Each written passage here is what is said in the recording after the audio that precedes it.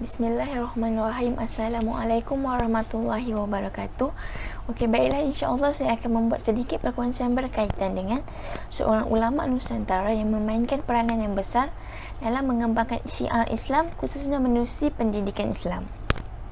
Ulama tersebut adalah Tuan Haji Tahir bin Daim Mangati. Okey, baiklah, sebelum kita pergi dengan lebih jauh, saya akan memperkenalkan terlebih dahulu siapakah itu Tuan Haji Tahir bin Daim Mangati.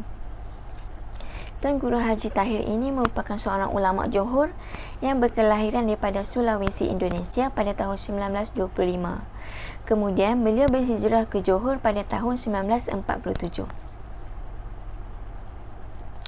Beliau ini dibesarkan dalam keluarga yang dihormati dan terkenal dalam keluarga elit masyarakat Bugis. Nama panggilan yang diberikan oleh keluarga beliau adalah Tahirin, dan nama ini lebih kerap digunakan sebagai nama panggilan nama asalnya, iaitu Haji Muhammad Tahir. Setelah berhijrah ke Tanah Melayu, beliau digelar dengan nama Bugis, iaitu Daim Tariba, yang bermakna cukup atau penuh. Okey, baiklah, seterusnya kita sambung kepada latar belakang pendidikan Tuan Guru Haji Tahir. Tuan Guru Haji Tahir mendapat pendidikan awal Al-Quran dan asas fardu ain sejak kecil menerusi bapanya, iaitu Daim Mangati, yang merupakan seorang yang sangat tegas dalam pendidikan Islam. Disebabkan rasa tidak cukup dengan didikan yang diberikan dari tangannya sendiri, bapanya telah menyerahkan Tuan Guru Haji Tahir ke tangan seorang ahli agama yang bernama Haji Mahmud Fasih. Haji Mahmud Fasih ini merupakan seorang guru agama yang berhijrah dari rantau Sumatera. Setelah Haji Mahmud melihat kelebihan yang ada pada Tuan Guru Haji Tahir, beliau mencadangkan supaya Tuan Guru Haji Tahir melanjutkan pelajaran di Madrasah Arabiah Islamiah, iaitu sekolah Arab Islam yang didirikan oleh Kiai Haji As'adiyah, iaitu seorang ulama besar yang pernah menuntut ilmu di Mekah.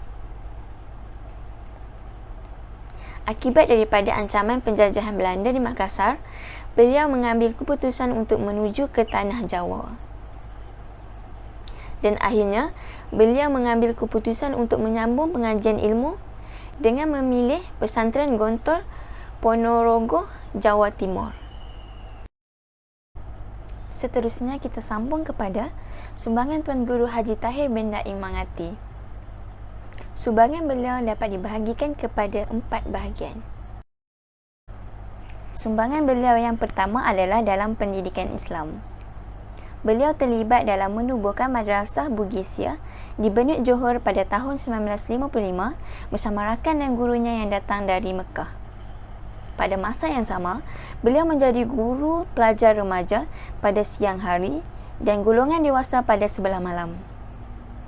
Beliau juga telah mengasaskan beberapa buah lagi madrasah yang lain, iaitu Madrasah Arabiah Parit Makuaseng, Benut pada tahun 1955, Madrasah Arabiah Darul Falah, Sungai Baru, Melaka pada tahun 1985, Madrasah Masriyah, Simpang Renggam pada tahun 1986, Madrasah Abbasiyah, Bakri Muar, Madrasah Arabiah Al-Tanwiriyah, Parit Jawa pada tahun 1964, dan Madrasah Al-Tarbiyah Sungai Pulai pada tahun 1990 di Muar, Johor. Pada tahun 1966, Tuan Guru Haji Tahir mula berkhidmat sebagai guru di Madrasah Arabiah Keluang, Johor. Sumbangan beliau yang kedua adalah dalam aspek dakwah.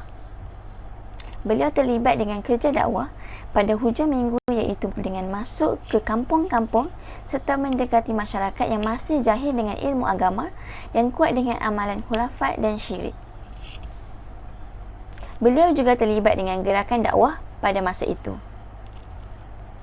Gerakan tersebut merupakan pertubuhan dakwah produk ulama Bugis yang berjaya mengharmonikan dua pemikiran Islam yang berkembang di dunia Islam pada akhir abad ke-19 dan awal abad ke-20, iaitu pemikiran Salafi Wahabi yang cenderung kepada nas, manakala pemikiran Salafi Asyairah yang lebih berfokus kepada pendekatan akli dan realiti semasa.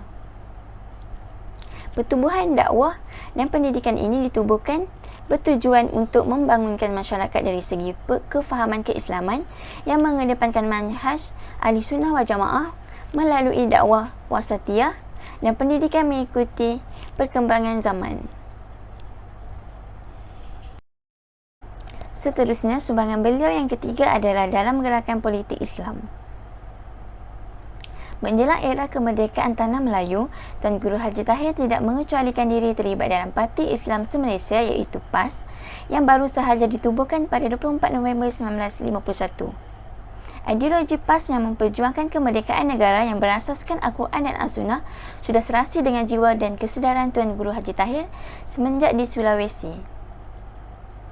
Beliau dilantik sebagai setiausaha. Bersama sahabat yang lain, beliau menggerakkan Parti PAS cawangan kedua yang baru sahaja ditubuhkan sehingga berjaya mendapatkan ahli seramai 750 orang yang terdiri majoritinya dari kalangan masyarakat Bugis. Sumbangan beliau yang terakhir adalah dalam bidang terjemahan buku pemikiran Islam dan dakwah. Penguasaan beliau dalam bahasa Arab semakin terselah apabila beliau menceburkan diri dalam bidang terjemahan buku-buku Arab daripada Mesir yang berorientasikan dakwah dan pemikiran Islam. Bermula pada tahun 1983 sehinggalah penghujung usia beliau, hampir lebih 50 buah buku dakwah dan harakah yang telah diterjemahkan. Selain itu, lebih kurang 20 buah buku karya terjemahan beliau telah diterbitkan. Antaranya adalah Hari-Hari Dalam Hidupku karangan Zainab Al-Ghazali Al-Jubaili 1987, Dakwah Fardiyah 1983, Bekalan Jalan Dakwah 1985 dan Jalan Dakwah 1985 oleh Mustafa Masyhur.